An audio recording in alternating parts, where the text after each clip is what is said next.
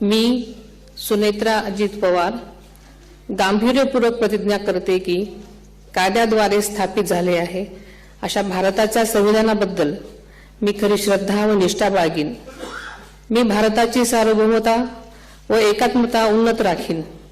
मी महाराष्ट्र राज्याची उपमुख्यमंत्री म्हणून माझी कामे निष्ठापूर्वक व ससद्विवेक बुद्धीने पार पाडेन आणि संविधान व कायदा यानुसार सर्व तऱ्हेच्या लोकांना मी गांभीर्यपणे व निपक्षपातीपणे तसेच कोणाच्याही विषयी ममत्वभाव किंवा आकस न बाळगता न्याय वागणूक देईन।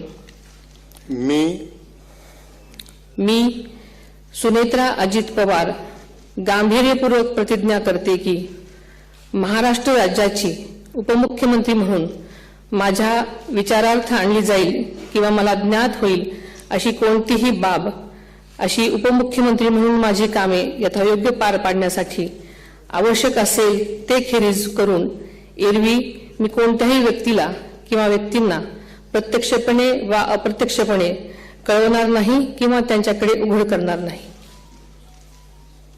धन्यवाद।